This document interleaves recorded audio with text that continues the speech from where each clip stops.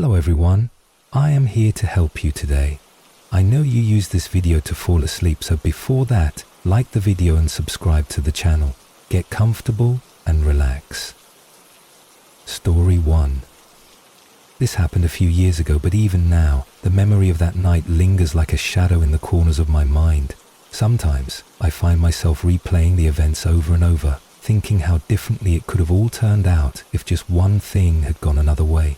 At the time, my husband, our baby and I were living in a not-so-great apartment complex. It wasn't the worst place, but far from ideal. The complex was split into 3 sections, each with 2 buildings, and every building had 6 apartments, 3 on top, 3 on the bottom. We lived in the upper middle apartment of the second building in the second section. It was a compact community in a way, and since we had all moved in around the same time, I became relatively familiar with my neighbours. Most kept to themselves, but we got along just fine. To my left lived a woman named Barb. She was in her 50s, lived alone, and didn't exactly hide her indulgences. Barb drank heavily and used various substances to cope with whatever demons she might have been carrying. She had a constant rotation of man friends coming in and out of her apartment. It never really bothered me. As far as neighbours went, Barb was quiet toward me and caused no issues directly, so I let her do her thing. Everyone has their own life, and I didn't feel it was my place to judge. The apartments were income-based, built cheaply, and I suspect the walls were insulated with little more than newspaper, if they were insulated at all. Every sound from the surrounding units bled through like water seeping into paper. We could hear everything, conversations, the TV, even footsteps. Still, it only became a problem during nap time or at night when our 1-year-old needed sleep. Occasionally someone's noise would wake him up, but every time, I'd just go knock on their door and things would be settled amicably. Because our child was still a baby, I was constantly exhausted. Most nights I'd crash shortly after putting him to bed, falling asleep to the whir of the fan and the gentle hum of our white noise machine. Our bedrooms were positioned on the far end of the apartment, away from the living room and kitchen, and also farthest from Barb's unit. This helped somewhat in dampening any nightly disruptions. But that night was different. My husband happened to be off work, so we decided to stay up and watch a movie together. As we lounged in the living room, I could hear a party happening in the first building of our section. It wasn't overly loud, but definitely rowdy. Barb seemed to be in and out of her unit, likely partying with the others, and the sound of people talking and laughing drifted in from outside where they smoked. Eventually I dozed off during the movie, using my husband's lap as a pillow. Around 2 a.m. I was jolted awake by loud laughter erupting from Barb's apartment. I decided to get up, use the bathroom and brush my teeth.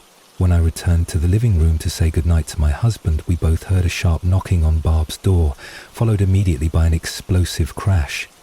It sounded like her door had been kicked clean off its hinges and slammed into the wall that separated our apartment. My husband and I froze. We stared at each other, silent for a beat, before whispering, "What the hell was that?" At first, we weren't sure what to make of it. Then, we heard Barb and a man talking. Their voices were low, not shouting, no signs of distress, just calm conversation. We assumed it was just Barb and one of her guys being a little too drunk or high. The noise seemed to settle down, so I went to bed. Not 10 minutes later, I woke again. This time, it wasn't laughter or talking. It was thudding, heavy, rhythmic and violent, like furniture being thrown or body slammed. It was coming from Barb's apartment, and it sounded like chaos. I sighed, deeply irritated. I could tell it was going to wake the baby. I dragged myself out of bed and walked to the living room, slipping into my slippers and planning to knock on Barb's door, politely ask her to quiet down. Before I did, I stepped out onto our balcony for a cigarette. Sometimes a quick smoke and a minute to myself helped take the edge off. As I leaned against the railing, I noticed the noise inside Barb's apartment had only escalated. The pounding, crashing sounds had moved deeper into her unit. I figured they were now in her bedroom, throwing furniture around, maybe in a drugged-out rage.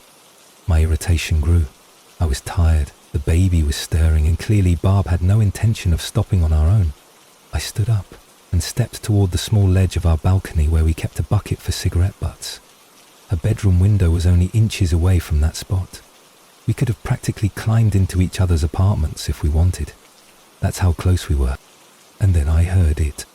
A muffled scream, a woman's voice, Barb's I think, gagged by something or someone, followed by a man's deep steady voice saying in a terrifyingly calm tone, "If you don't shut up, I'm going to kill you." For a moment I couldn't breathe.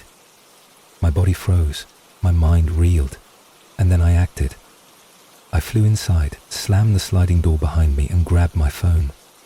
My fingers trembled as I called 911 and tried to tell my husband what I'd just heard. "Barb is in trouble," I told him, my voice cracking. He rushed outside, banged on her door. No answer. He tried the handle. It was locked. I stayed inside, standing between the living room and the kitchen, still on the phone with dispatch explaining everything. My husband leaned over Barb's window, trying to see inside through the broken slats in her blinds. What he saw sent another wave of fear crashing over us. Someone was lying on the floor, halfway between the bedroom and the bathroom. Another figure stood above them. I relayed everything to the 909 operator, pleading for help. She told us to stay put, not to engage, that officers were on their way. We waited. Minutes dragged. Then finally, we heard the sound of boots on stairs. Police were here. 4 officers stormed up, weapons drawn. They knocked, shouted, "Police, open up!" I cracked open our door to tell them what we saw. One officer turned to me. "Go back inside. Lock the door." "Yes, sir." I obeyed instantly. I stood behind our balcony door, peeking through the blinds. I didn't know what was about to happen. Would Barb try to escape? Would the man? Was she even alive? Then we heard the crash of her door being kicked in. Let's move to the next, story 2. I've worked as a firefighter for years, and I've seen my share of strange calls. Some you can laugh about later, some you lock in the back of your mind and try to forget. But there are a handful that sit right on the edge of explanation, the kind that still echo in the quiet moments long after the sirens have stopped. One of those calls came in on a cloudy Thursday evening about 2 weeks ago. I was on shift with my regular crew in southwest Florida. It was a fairly typical night, humid, not too busy. Just enough traffic to keep us alert, but nothing to raise the pulse. Then the radio crackled, and we were dispatched alongside EMS to respond to a medical alarm activation. That sort of thing is routine for us, especially in this region. There are lots of elderly folks living alone, plenty of mobile homes and retirement communities. Usually it's a false alarm, a low battery on a bracelet, or someone who's taken a tumble and can't reach the phone. Still, you always go in ready for anything. We rolled out quickly, arriving at a small mobile home tucked behind a quiet stretch of road. The place was dim, with no lights on and no car in the drive. The porch sagged a little, and the air smelled still, like it hadn't been disturbed in a while. The whole setting felt like it had paused in time. As we stepped out of the truck, the silence was the first thing that hit me. Not a dog barking, not a breeze, just stillness. But as we walked up to the front door, we clearly heard it, someone inside, a woman's voice, faint but unmistakable. "Help," she said, strained and distant, like it came through a wall or from under a bed. It was loud enough to confirm she was in distress, yet soft enough to sound eerily far away. All of us stopped and looked at each other. She was definitely in there. We did our standard check, knocking, calling out, identifying ourselves. "Fire department, we're here to help," she answered again. "Help, please."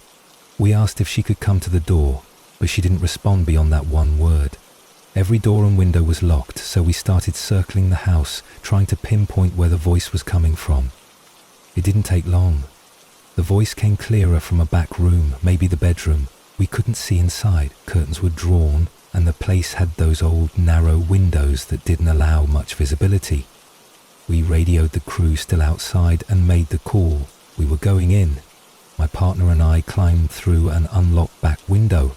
It creaked as we lifted it, and the frame groaned like it hadn't been opened in years. Once inside, we moved quickly and quietly. The house smelled musty, thick with dust and something else, something metallic maybe. The air felt heavier with each step. We swept the kitchen first, empty, then the living room, bathroom, hallway, nothing. No signs of a struggle, no recent activity. It looked like no one had been living there for weeks, but we kept hearing her. Help! The voice called again, this time closer. It sounded like she was just down the hall. We followed it to the room we had suspected, what looked like a master bedroom. But as we stepped inside, we stopped cold. There was no one there. No woman lying on the floor, no one sitting on the bed, no one hiding in the closet. Just silence now, and an old rocking chair slowly moving as if someone had just gotten up. My partner checked every corner, every drawer, every possible space where someone might be. Nothing. We radioed back to the team outside to let them know. That's when things got even stranger. The EMS team, who had been waiting near the front, approached us after we exited through the same window we had entered. They looked unsettled. The lead paramedic, a guy I worked with for over a decade, pulled me aside. "What the hell happened in there?" he asked. I told him we didn't find anyone, that it must have been a false alarm or a misfired alert. He shook his head slowly. "No, man," he said. "We were standing right outside. We were talking to her. We heard her through the wall. She said she was trapped, that she needed help. We told her help was coming, and then, right when you guys entered the room, the voice just stopped. We stood there for a moment, trying to make sense of it. Our radios were fine. The GPS had pinged that address precisely. The emergency alert was activated from that location. We even double-checked the medical alarm provider. They confirmed the signal originated from inside the home. No neighbors reported hearing anything. No one had seen anyone come or go. The place had no recent utility usage, and the fridge was empty. We eventually filed the incident as no patient found. We had nothing else to go on. But that wasn't the end of it. Later that week, I did a little digging. I couldn't shake the feeling and I needed answers. I called a buddy who works for county records and asked about the property. He pulled it up and told me something that made my blood run cold. "That house," he said, "nobody's lived there in over 6 months. The woman who owned it died, alone, medical alert bracelet and all. She'd fallen, couldn't get to the phone, no one found her for days." He paused. "Her name was Margaret. Died in that back bedroom. Same one you said you heard the voice in." I hung up and just sat there, quiet. The call was never closed properly. There was no clear explanation for the voice, no physical evidence of anyone being there, but those words, "help, please," they weren't just in my ears, they were in my bones. I could still hear them, still see the way that rocking chair moved, like it was mourning her too. I think about that call often, about how sometimes, when someone dies alone, maybe something of them stays behind. Maybe she was calling out not to be saved, but to be remembered. And maybe, just maybe on that rainy Thursday evening, she finally found someone who heard her. Let's move to the next story 3.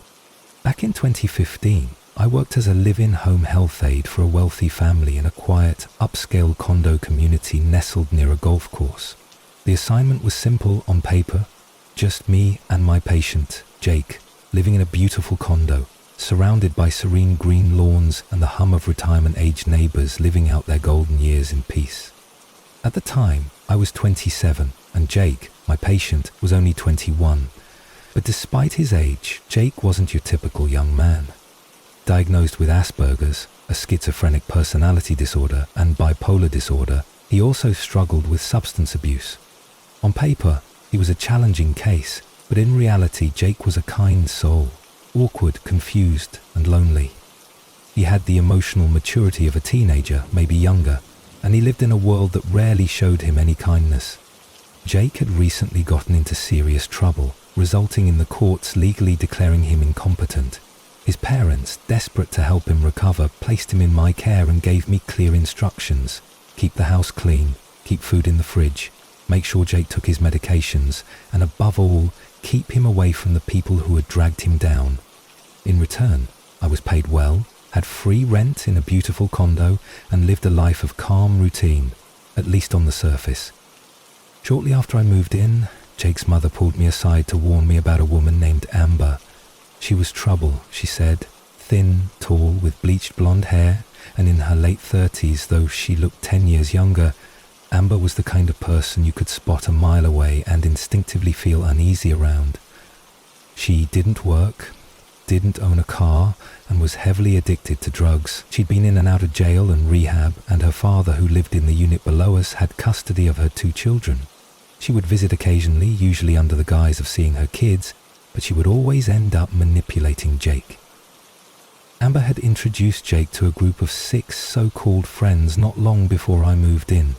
They'd hung out for 2 weeks, draining Jake's bank account, trashing the condo, and feeding his addictions. Jake, desperate for friends and affection, never told them to leave. It was heartbreaking. He wasn't equipped to see that they were using him. So Jake's mum made it absolutely clear under no circumstances was Amber to be allowed into the condo. If she came around, I was to call her immediately. I wasn't expected to be a bouncer, just to keep her in the loop. Amber and I crossed paths a few times. Every encounter was unsettling. She was always glassy-eyed, speaking slowly like her thoughts were floating in a haze. She once told me she'd been hit by a car while riding a bike. The way she said it made it sound like she'd ended up in jail because of it. No surprise considering she was likely high on Xanax at the time. She tried to sweet-talk Jake in parking lots or at the gym, whispering into his ear, no doubt coaxing him to give her money or a ride or drugs. She never confronted me directly, but I could tell she hated that I was a barrier between her and Jake. She'd often throw out little jabs like, Jake is his own man. He doesn't need a babysitter. It all came to a head one night when Jake was out of state visiting his father, giving me a rare bit of time off. My best friend was staying over, and we were doing what people do when they're off the clock, drinking cheap beer and watching RuPaul's Drag Race, laughing and enjoying a peaceful evening. Around 11 p.m. there was a light knock at the door. I checked the peephole. It was Amber. I didn't answer. She knocked again, this time a bit louder. After a moment she wandered off. I sat back down and explained the situation to my friend. We were both on edge, but tried to ignore it. A few minutes passed. Then she came back. This time her knocking was louder, furious, insistent, almost violent. I still didn't answer. Then she started yelling. Hello? Jake? Someone? I need help. We froze. Her voice went from demanding to pleading, back to demanding. Jake owes me money. I need a ride. Come on, open up. Then the doorknob rattled. She was trying to get in. It was locked, thankfully. Suddenly, she let out this animalistic scream and punched the door. Through the peephole, I saw her wild-eyed and furious, her pupils blown wide and her hair matted and tangled. She looked like something out of a horror movie, sweaty, crazed, dangerous. Finally I spoke. What do you want? She hissed. Jake owes me money. I need a ride to my boyfriend's place. Jake's not home, I said, trying to keep my voice firm. Then you take me? No. I've been drinking. She screamed again, this time in frustration, then laughed. This bitter, unsettling laugh that didn't belong to a sane person. We didn't hear from her again that night. Eventually we went to bed, still rattled, but thinking it was over. The next morning we were getting ready to go out for breakfast. There was a loud, authoritative knock at the door, the kind that makes your heart jump into your throat. I looked through the peephole again, expecting to see Amber, but it was a cop. I opened the door to see police cars, crime scene vans, and an ambulance parked outside. My first thought was that Amber had overdosed, but when the officer asked if I'd heard anything strange the night before, I knew something was very wrong. I told him about Amber coming to the door, her erratic behavior, her screaming and pounding. He listened quietly, then asked a question that chilled me. Does Jake own a crossbow? I blinked. Yes, he does, or did. It's been missing for weeks. The officer nodded grimly. Amber is in custody. She murdered her father last night. The words didn't register at first. She what? She shot him. With a crossbow. Multiple times he died, then she stole his truck and took off. Led us on a high-speed chase across 2 counties before crashing. She's claiming someone else stabbed him, says she was just trying to check on him. The officer asked if I would come to the station to speak with detectives. I agreed. Sitting in that sterile room, the fluorescent lights humming above, I told them everything. Every encounter, every warning Jake's mother had given me, everything Amber had said and done. Later, one of the detectives shared a theory. Amber had been withdrawing. She needed drugs. She tried to get Jake to take her to her dealer. When he wasn't home, she went to her father. He refused. They fought. She grabbed Jake's missing crossbow. The rest was history. I don't know if she came to our door before or after the murder. That's what haunts me. Was she on the run? Blood still on her hands, trying to get me to drive her away from the scene of the crime? Or was she about to commit it and just needed a ride? Either way, the fact that I spoke to someone capable of such violence, who stood inches from me with chaos in her eyes, still gives me chills. Months later, Jake's mum called to tell me that when Amber was arrested, she told police she didn't remember anything. She'd blacked out. But that didn't stop them from finding her father's body, tied up in the basement, riddled with crossbow bolts. They say she confessed during booking, then denied it later. She's in prison now. Jake is doing better, clean, taking his meds, living quietly. But every once in a while I remember that knock at the door, that scream, that twisted grin. And I wonder what would have happened if I'd opened it. Let's move to the next, story 4. This happened a few years ago, and to this day it's one of the strangest experiences I've ever had. Equal parts disturbing, surreal, and darkly humorous in a way that only small-town life can be. I live in Arizona, nestled in the heart of the Mojave Desert, where the dry heat and dusty breeze give everything a faded stillness. My home sits on a quiet stretch of road, far enough from the main highway that traffic noise doesn't reach, and close enough to the hills that the evenings are peaceful. My house is modest, old but sturdy, surrounded by mesquite trees and tall fencing that marks the boundary between my land and the rest of the sleepy neighborhood. On that particular day, the sky was crystal clear, the temperature just right, not too hot, not too cold. It was early May, the time of year when the world hasn't yet been scorched by the summer sun. I had just finished dragging out 2 large trash cans filled with weeds and dead branches from my backyard, my dog trailing close behind like he always did. I was on my patio, catching my breath and enjoying the quiet, when I noticed a black SUV pull into my driveway. It was slow, deliberate, and it caught my attention right away. At first I thought it might be my aunt. She's the only one I know who drives a vehicle like that. But as it rolled closer, I saw something that made me pause. The word sheriff was emblazoned across the side in bold red letters. My heart immediately began to beat faster. It wasn't panic exactly, but something close. I hadn't done anything wrong, at least not that I could recall, but the sight of law enforcement unexpectedly showing up at your home tends to stir something uneasy in anyone. My first thought was that something had happened to my mom or grandma.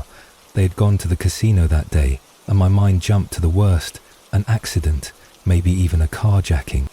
But then I saw the deputy step out of the SUV. And what threw me off completely was the look on his face. He was grinning.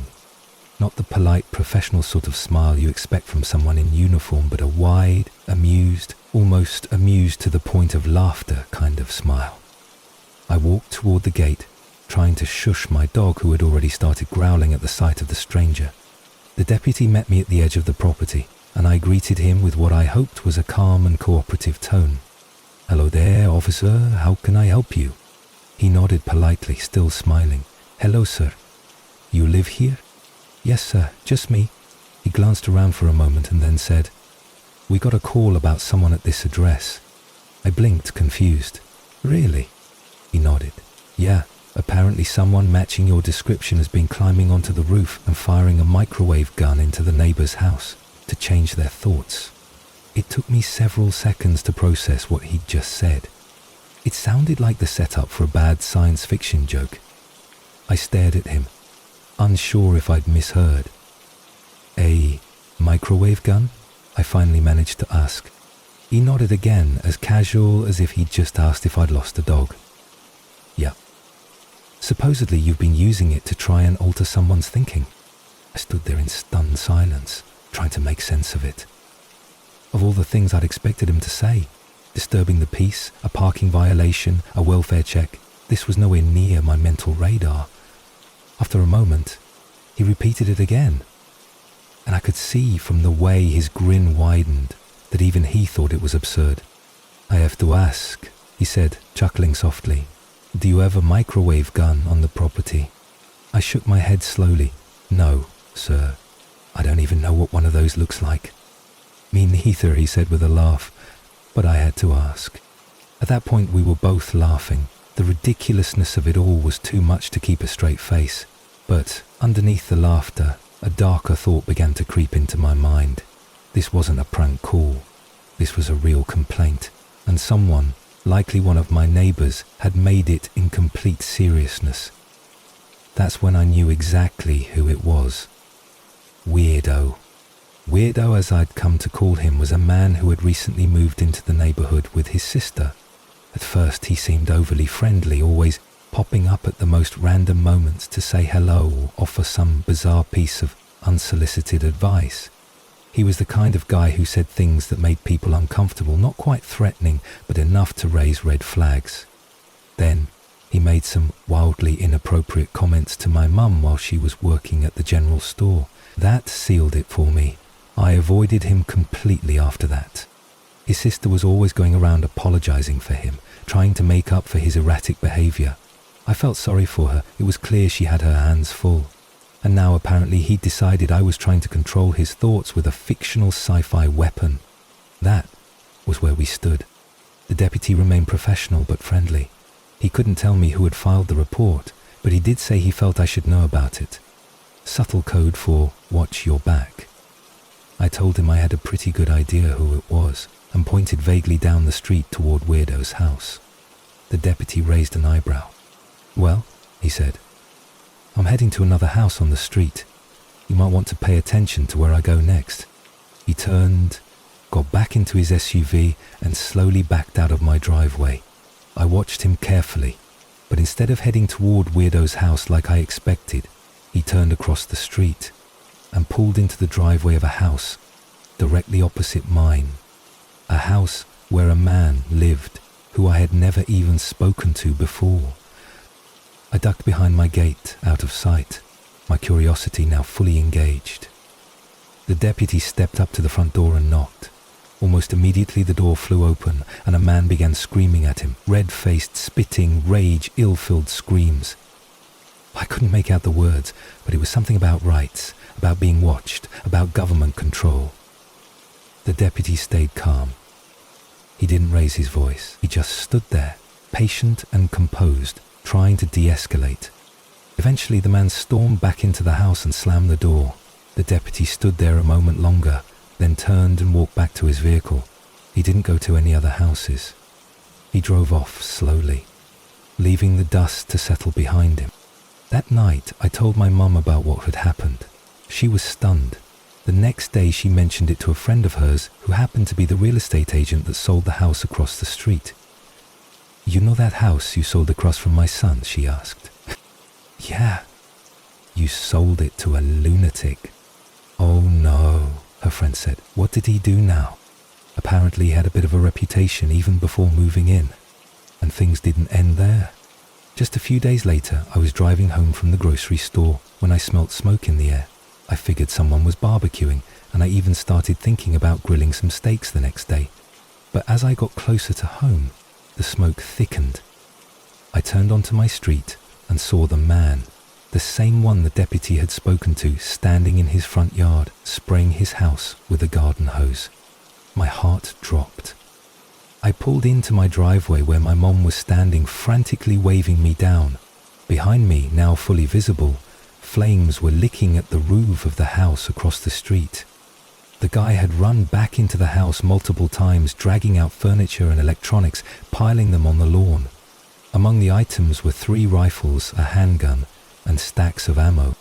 The fire department arrived within minutes. They ordered him to stop entering the burning house, and when they took over, it was clear the fire had spread too far. The structure was a loss. Later, it was determined that faulty wiring caused the blaze, an electrical fire.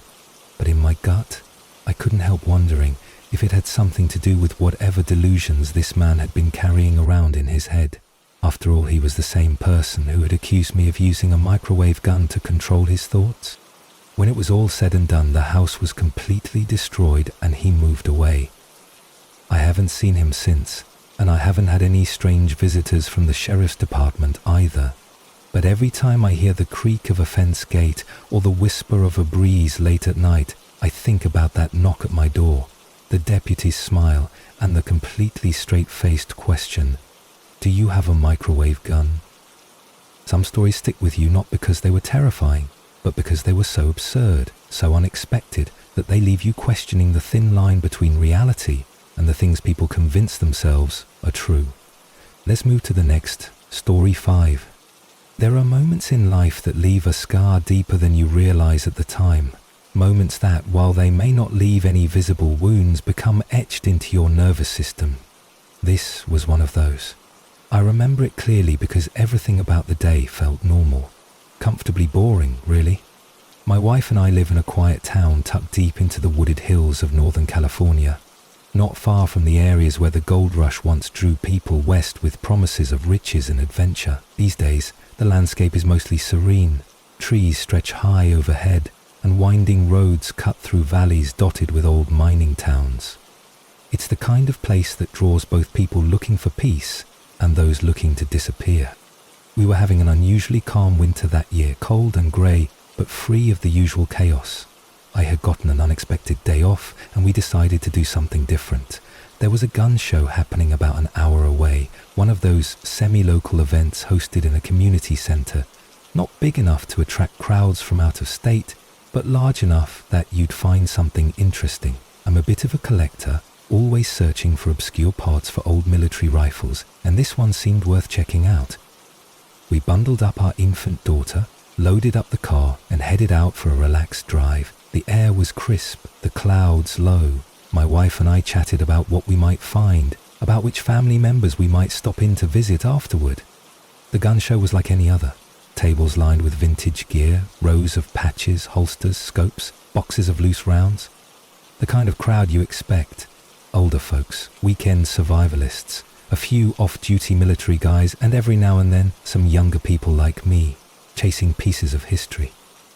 I carried our daughter as we moved between tables, and she, being as adorable and tiny as she was, drew a lot of attention. Most people smiled and waved. Some made quiet comments about how good it was to see a healthy baby. I nodded, thanked them, moved on. Then we saw him. He was older, maybe mid-50s, but something about his demeanor didn't sit right. His clothes were clean but rumpled, like he'd slept in them. He had a deep tan, the kind that doesn't come from vacations, and hands that were cracked and calloused. He smiled wide when he saw my daughter, and at first it seemed innocent. He told us he used to be an EMT, then a volunteer search and rescue coordinator, said he'd seen a lot of bad stuff, and that seeing a baby like ours made him hopeful. It was strange, but I nodded, thanked him again, and we kept moving. But I noticed him again, and again, always passing us against the flow of people, always watching. He commented 2 more times about how beautiful our daughter was. I started to feel my protective instincts kick in. I brushed it off at first. It's a public event, people are allowed to walk wherever they want. Maybe I was just being paranoid. Eventually my wife needed to breastfeed. We'd anticipated that and had prepared the back seat of the car with blinds for privacy. She climbed in with our daughter, I turned on the heater and locked the doors, then headed back into the show to help a friend sell at his table. Maybe 10 or 15 minutes passed. I was just settling back in when my phone rang. It was my wife. She was frantic, panicked in a way I'd never heard from her before. Her voice shook. I could barely understand her. "There's someone outside the car," she whispered. "He's blocking the door. He has something in his hand." My heart stopped. I told her to stay calm, to stay on the line, and to not open the door. I dropped everything and ran out of the building. Just as I hit the door, I saw a sheriff's deputy walking briskly in the direction of our vehicle. I sprinted after him. What I saw when I arrived chilled me to the core. It was him. The man from inside. He stood just outside my car's back passenger door, holding a large flashlight, one of those heavy-duty mag lights that could easily be used as a weapon. He wasn't looking in the window anymore, but his body was angled like he'd been doing exactly that moments before. My wife had rolled the window down just slightly to tell him to leave. The deputy was already there, asking questions, his hand hovering near his holster. The man didn't run. He just stood there, gave a fake name and tried to say he was checking on a friend. The deputy wasn't buying it. He calmly asked the man to step back, asked for ID. The man hesitated, then started to move like he might walk away. That's when the deputy stopped playing nice. Another officer approached and they detained him on the spot. As they patted him down, I stood frozen beside the car, staring at this man who only an hour earlier had complimented my daughter. I saw the look in his eyes. It wasn't confusion, it wasn't embarrassment, it was anger. Raw, seething, focused anger. The officers put him in the back of the squad car.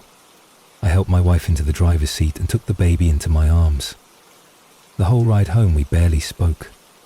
The air felt heavy, like we were moving through fog, even though the sky was as clear as ever. Later we found out who he really was. When they ran his real name, it lit up their system like a Christmas tree. Felony warrants, kidnapping, multiple charges. He wasn't some harmless drifter with a strange way of speaking. He was a predator, a man with a history of violence and an intent to do God knows what. The flashlight hadn't just been a flashlight. It was a tool, maybe even a weapon. He'd waited for the other cars near ours to leave. He was waiting for the right moment. If the officer hadn't been there, if I'd been 10 minutes later coming back, he might have tried to force his way in. He might have taken my wife and daughter. That thought alone still makes my hands tremble. We were lucky, unbelievably lucky. There is a unique terror in knowing someone watched you, chose you, planned around you, and you didn't see it until it was almost too late. After that day, I started seeing the world differently. I realized how quickly something innocent, like a family day trip to a gun show, can shift into a nightmare. I also realized how important it is to listen to those small internal alarms. My wife felt something was wrong before she even saw him. That instinct, that sixth sense, saved our family.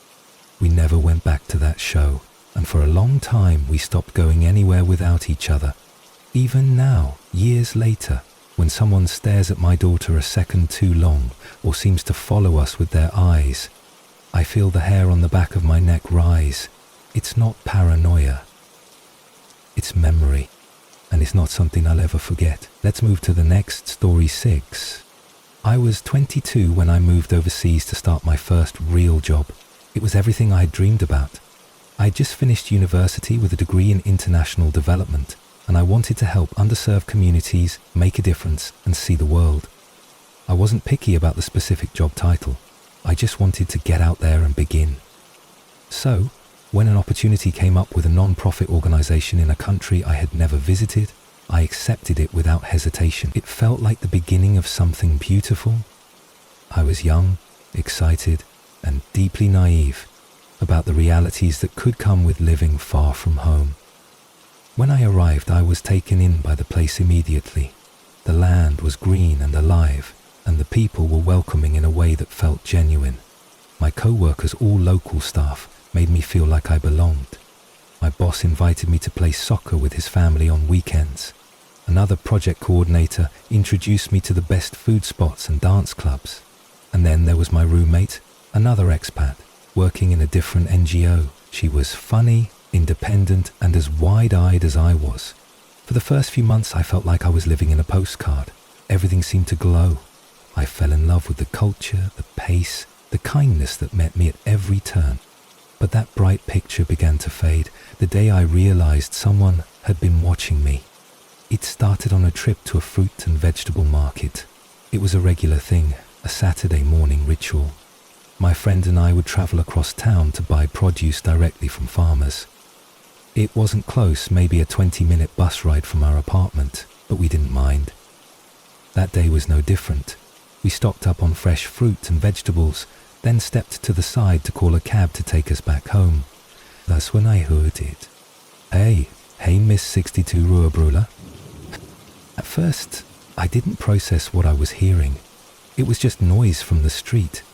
Then I turned, and there he was, a man I had never seen before, hanging out of the window of a car that was moving slowly along the side of the road. He was shouting, he was grinning, and he was saying my address. I froze. He didn't just say the street name, he knew the number, and then he added, as if to prove it, "You live in the back house, 2nd floor, right?" My stomach dropped. My friend looked at me with wide eyes. She recognized it too. I didn't say a word. I didn't acknowledge him. I grabbed her arm and we started walking fast. She whispered, "Do you know him?" I shook my head.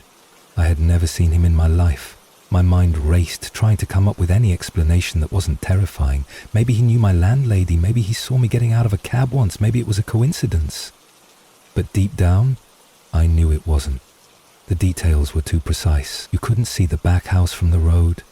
The stairs that led up to our apartment weren't visible unless you walked into the gated courtyard. We kept walking. He drove away eventually, and I tried to forget. I told myself he'd mistaken me for someone else, that he was just messing around. But the unease lingered. A week passed. I stopped looking over my shoulder every time a car drove by. I started to feel normal again. Then, one night, as I was walking home from work, I felt it. That prickling sensation along the back of my neck. I turned slightly and saw a car creeping beside me. The same make, the same driver, the same grin. "Mr. 62 Rua Bruna," he said again, as if it were a joke we were both in on. "Why are you shy?" I kept walking, heart pounding. The street was empty, the light was fading, and he just kept driving alongside me like we were having a conversation. "Come on," he called. "Let me give you a ride. I know where you live." That wasn't a reassurance, it was a threat. I didn't answer. I didn't look at him. I picked up my pace. He matched it. "Listen," he spat, his voice shifting from playful to something sharp and angry. "You don't just ignore a man like that." My mind raced. If he stopped the car, what would I do? If he got out, could I outrun him? He looked fit. I wasn't sure I could. So I made a decision, one that seems bizarre in hindsight but saved me in the moment. I screamed, not in fear but in fury. I screamed at him in my native language, one I knew he wouldn't understand. I shouted insults and threats, curses and nonsense. I flailed my arms and made myself look like someone completely unhinged. It worked.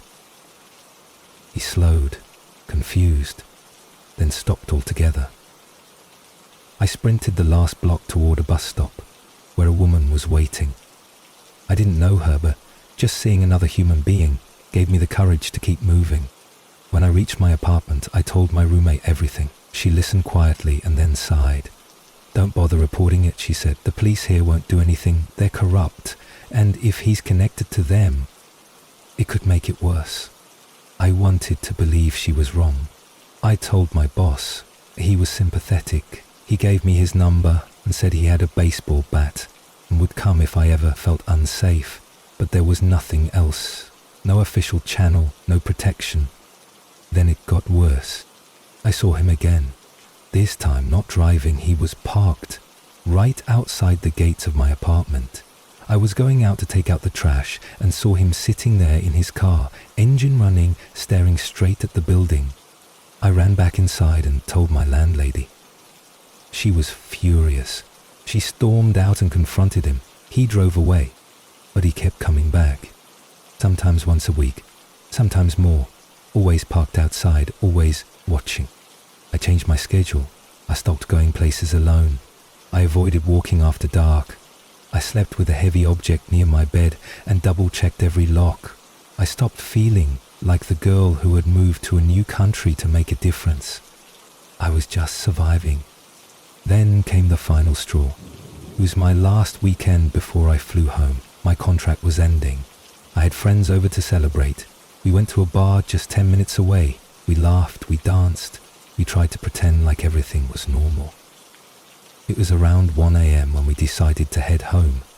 Cabs were impossible to get. The streets were packed. We figured we'd walk. It wasn't far, and there were 4 of us. We'd be fine. We were halfway home when a car pulled up behind us. Its headlights flooded the street. We turned. It was a police jeep. My heart stopped. There were two men in the front, and I didn't need to see clearly to know it was him. He was driving. He was in uniform. He rolled down the window. "Hey, Miss Brunner," he said. "Nice night, yeah?" My friends tensed. They didn't know all the details, but they knew enough. The passenger, another officer, was grinning. "You girls need a ride?"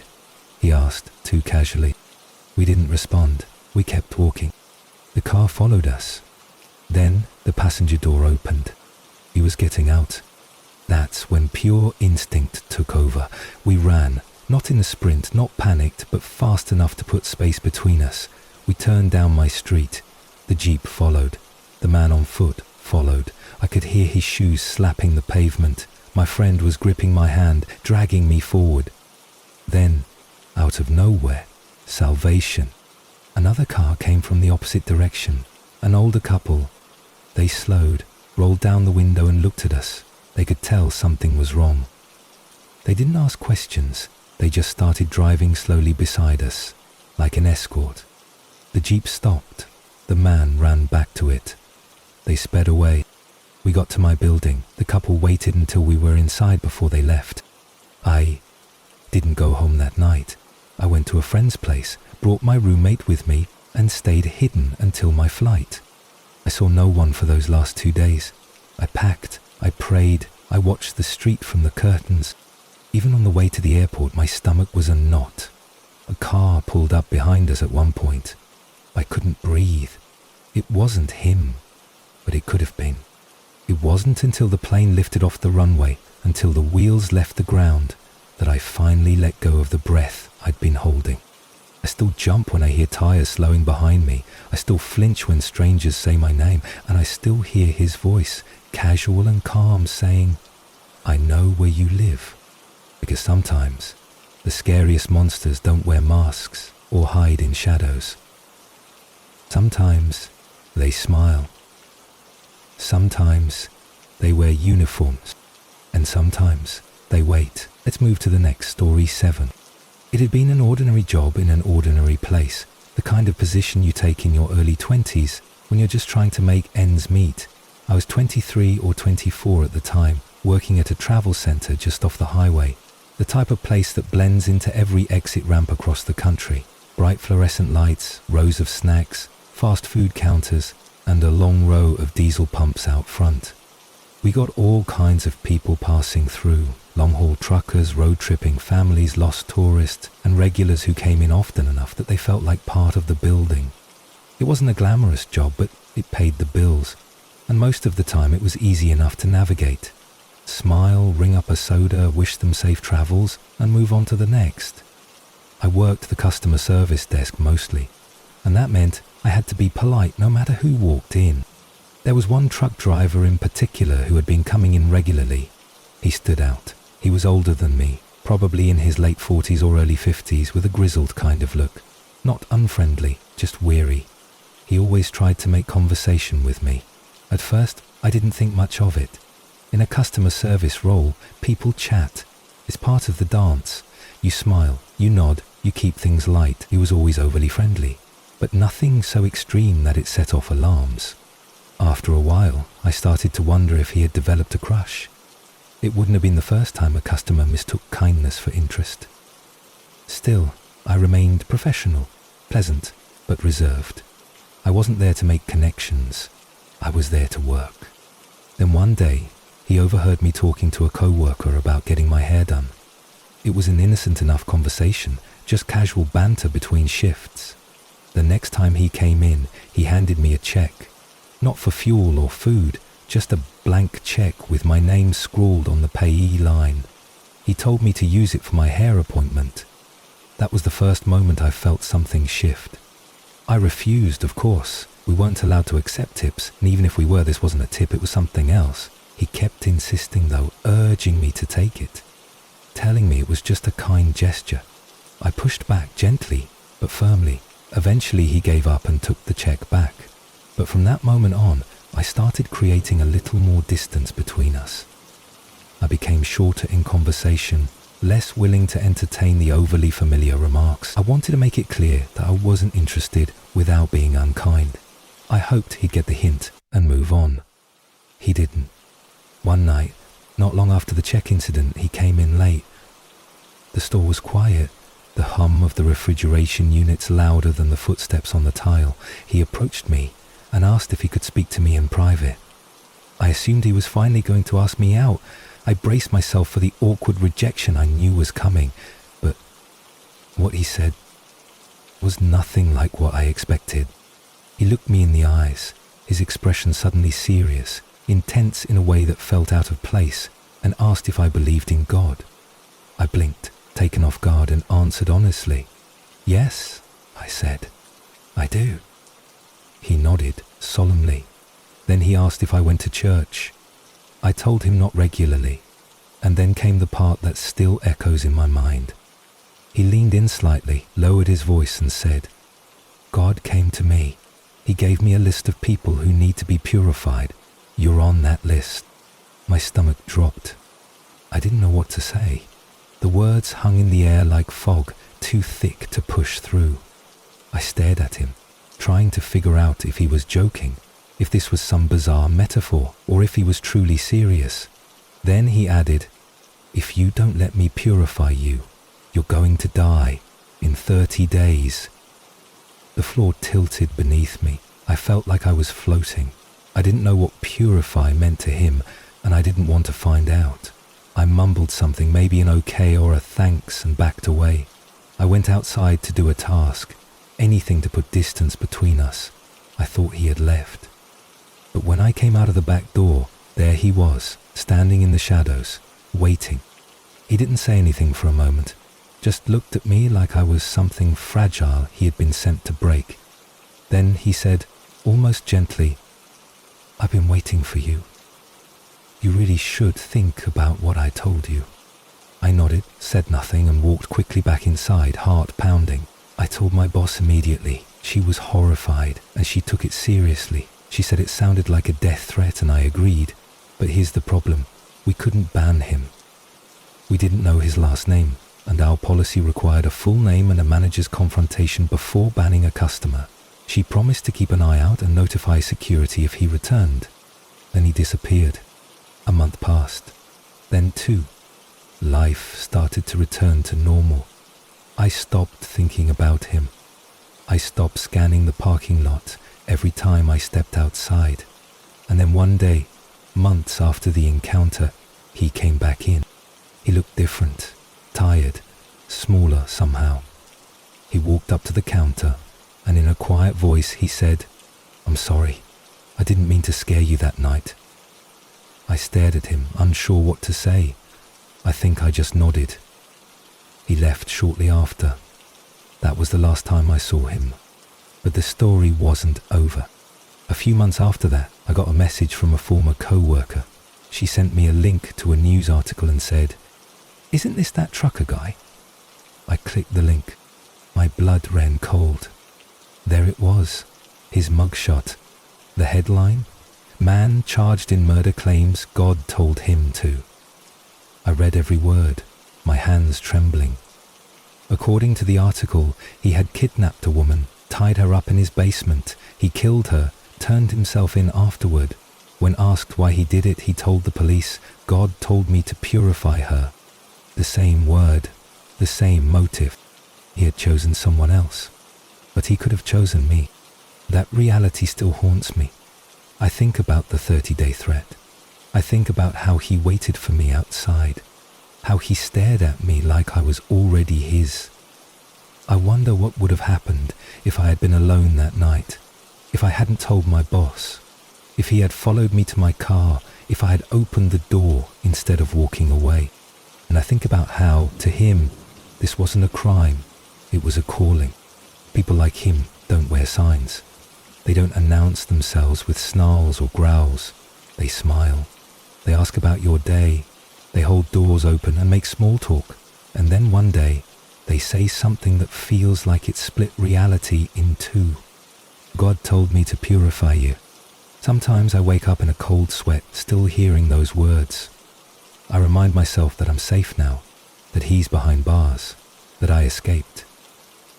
But there's a part of me that never quite let go of the fear, the knowledge that I was on someone's list, not of friends or co-workers or even enemies, but a list of targets, chosen by delusion, marked by madness. I don't work in customer service anymore, and I never will again. Let's move to the next, story 8. It's been nearly 10 years, and I still can't go into a basement without thinking about that night.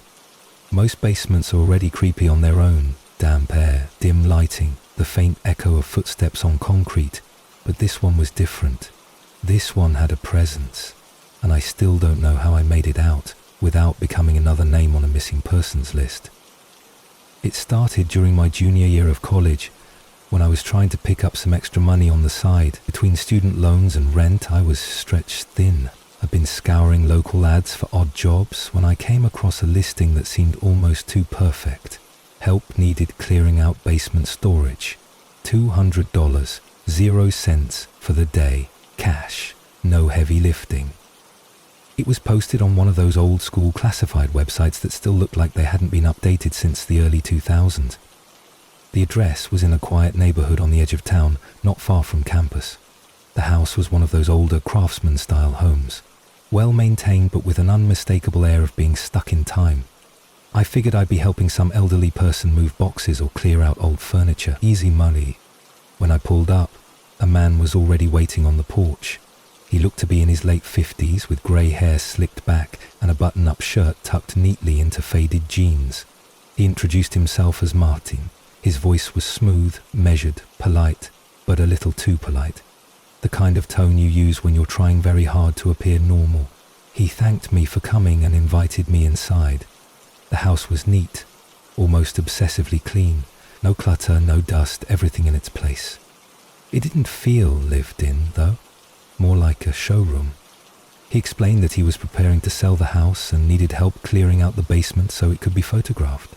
I nodded, set down my backpack, and followed him down a narrow staircase tucked behind a door in the kitchen. The descent into the basement was steep, with wooden steps that creaked beneath my weight. The air grew colder with each step, not just cooler, colder. The kind of cold that feels unnatural, like it's been locked away from sunlight for years. The basement itself was surprisingly large. It had low ceilings and exposed pipes, but plenty of space. Along the walls were stacked boxes, covered furniture, and a few plastic bins. It didn't look like a hoarder's nest or a junk pile. Everything was labelled. Organised. Too organised. Martin pointed toward a few of the boxes and said I could start there, just bring them up one at a time. He'd sort through them later. I shrugged and got to work. At first it was fine. The boxes were light, mostly old books, some knickknacks, photo albums. Then I got to a stack of bins against the far wall. They weren't labelled and they were sealed shut with duct tape. I figured they were just filled with random junk he hadn't got around to sorting. I called up the stairs to ask if he wanted those brought up too. There was no answer. I waited, called again. Nothing. I assumed he'd stepped outside or was on the phone. I decided to bring one up anyway. As I turned with the bin in my hands, I heard something that froze me in place. The door at the top of the stairs clicked, then slowly creaked cut. I set the bin down and started up the stairs. I figured maybe the wind had blown it shut, though I hadn't heard any windows open. But when I reached the door and turned the knob, it didn't budge. Locked, I knocked, no answer. I knocked harder, still nothing. Panic began to bloom in my chest, slow and creeping like smoke filling a room. I tried the knob again, harder this time. It didn't even rattle. It was dead-bolted. From the outside, I banged on the door, called out, shouted. My voice echoed off the basement walls and died in the stillness. No footsteps upstairs, no sounds of movement, just silence. I grabbed my phone to call for help. No signal, not even a single bar. I turned on the flashlight and scanned the room, heart racing. That's when I noticed something I hadn't before. There were no windows. None. just solid concrete walls. A basement without windows isn't entirely unheard of, but it felt intentional, like someone didn't want light or sound getting in or out. I turned back toward the bins I'd been moving. One of them was open. I hadn't opened it. I stepped closer, cautiously. Inside were ropes, duct tape, a roll of plastic sheeting, and something that made bile rise in my throat. A camera, mounted to a small tripod, facing upward. My breathing turned shallow. I stumbled back, nearly knocking over a stack of books. My mind raced. What was this? Some sick game? A setup? Was Martin upstairs right now, watching, waiting? I started checking the walls, looking for another way out. A crawl space, a window covered by shelving, anything. There was nothing, just concrete and shadows. Then I heard it. Footsteps. Not from upstairs, from behind me, in the basement. I turned, light shaking in my hand. The basement looked empty, but the shadows seemed deeper now. I backed toward the stairs, gripping my phone like it could protect me. That's when I saw movement. Something behind a sheet hanging from the ceiling. I bolted. I didn't think. I didn't reason. I just ran toward the wall, grabbed a metal rod from a pile of junk, and swung it hard at the lock on the basement door. Over and over. My arms screamed with effort. On the fifth hit, something snapped. The bolt inside the frame gave way, and the door burst open. I flew up the stairs and into the kitchen. Empty. No Martin. No signs of anyone. But the front door was wide open. I didn't stop. I grabbed my bag and sprinted outside. My car was still there, untouched. I jumped in, locked the doors, and peeled out of the driveway. But I didn't look back. I drove straight to the nearest police station and reported everything. The address, the name, the job posting, the locked door, the bin, the camera. They took it seriously. When they went to the house the next morning, it was empty. Not a stick of furniture inside. The basement had been cleared out. Every bin gone. Every trace of what I saw erased. The neighbors said they never saw anyone living there. Said the house had been vacant for months. The listing online was gone. The email I had used to contact him bounced back. Deactivated. He had vanished. I don't know what his real name was. I don't know what his plan was. But I know this. If I hadn't escaped, if I hadn't gotten that door open, I don't think I would have made it out. At all. I think I was a test run. Or maybe I was just the unlucky one who showed up too early. Either way, I never answered another classified ad again. And I never go into basements without making sure the door stays wide open behind me. And let's move to the next story, 9. I had only been living in the building for about 2 months when things started to get strange. It was a modest place, tucked in a quieter part of the city. 3 stories, a handful of units on each floor, and the kind of cheap rent that made you ignore the odd creak in the floorboards or the occasional flicker in the hallway lights. My unit was on the 2nd floor. It wasn't anything fancy, just a small 1-bedroom with squeaky pipes and an oven that tilted slightly to the left, but it was mine. After years of bouncing between roommates, couch surfing and temporary rentals, I finally had a space to call my own, and I took pride in it. I kept the place tidy, decorated it with second-hand bookshelves and soft lamps, and filled the air with the scent of vanilla candles each evening. It was peaceful, quiet, or at least it was supposed to. The first night I noticed something off. It was just after midnight. I was brushing my teeth, getting ready for bed, when I heard a dragging sound from the apartment directly above mine. Not the typical footsteps or creaks of someone moving furniture. This was long and slow, like someone dragging a body across hardwood. I froze, toothbrush halfway to my mouth, and listened. The sound continued for several seconds, then stopped abruptly. I waited, thinking maybe it was just my imagination. Maybe someone had dropped something heavy and slid it across the floor, but a moment later it started again. The same dragging sound, slow and deliberate. Then came a soft thud, like something being dropped. I stood there, my mouth full of toothpaste, suddenly aware of how eerily silent the rest of the building was. I rinsed quickly, turned off the light and went to bed, telling myself not to overthink it. Old buildings made noise, people rearranged things, it wasn't a big deal. But it kept happening. Not every night, but often enough that I began to dread the sound. Always after midnight. Always the same pattern. Drag, drag, thud, then silence. I tried to rationalize it. Maybe my upstairs neighbor worked odd hours. Maybe they had mobility issues and used a walker or dragged heavy equipment, but the rhythm felt too unnatural for that, too intentional. I started asking around the building. There was a woman named Carla who lived across the hall from me, in her 50s, always friendly and quick with a neighborly chat. I asked her casually one morning if she knew who lived in the unit above me. She looked confused. "I don't think anyone does," she said. "That place has been empty for months. The old tenant moved out back in the spring." I blinked. "You're sure?" She nodded. "Positive. The landlord's been trying to get someone in there, but last I heard, the bathroom had a plumbing issue. Needs repairs before anyone could move in." That didn't sit right with me. Someone was definitely moving around up there at night.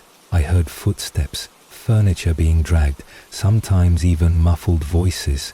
I tried brushing it off again. Maybe someone was squatting up there. Maybe the landlord hadn't updated Carla. Still, I decided to do some digging. I waited one night until the noises started again, just after midnight like clockwork. I stepped out into the hallway barefoot, the old floorboards groaning beneath me. The air was still, and I could hear the faint sound of movement coming from the ceiling. I climbed the stairs slowly, heart thudding in my chest. When I reached the 3rd floor, I stopped in front of the unit above mine. The door was closed, no lights visible under the doorframe.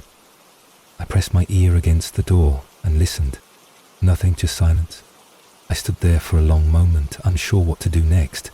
Then suddenly I heard it again, a dragging sound, but this time it was behind the door I was standing next to. I jumped back. The hallway light flickered slightly, casting strange shadows across the peeling wallpaper. I didn't wait around. I bolted back down the stairs, locked my door and sat on my couch, too wired to sleep. I started keeping a log. Every time I heard the noises, I wrote down the date, time and duration. It was always between midnight and 1 a.m., always the same pattern.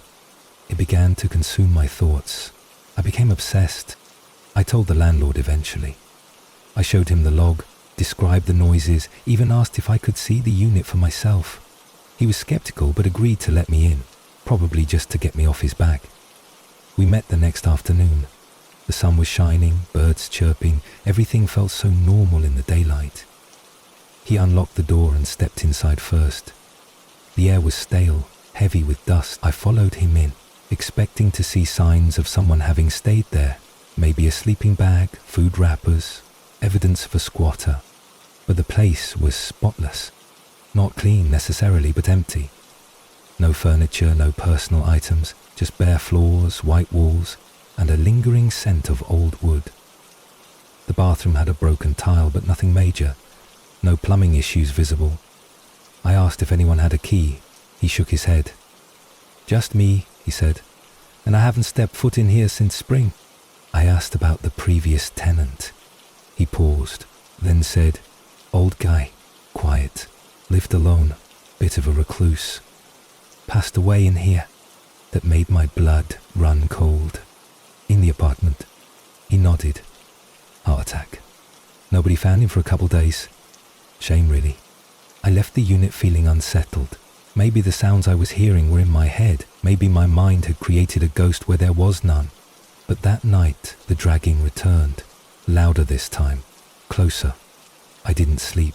I lay in bed with my eyes wide open, staring at the ceiling as the sounds repeated over and over. Drag, thud, drag, thud. I started leaving the light on. I slept with the TV playing softly in the background, but it didn't help. Nothing did. Then came the night that changed everything. It was a Thursday, just after 12:15 a.m., when the dragging began again, but this time it was followed by something new. A knock. Not on my door, on the ceiling.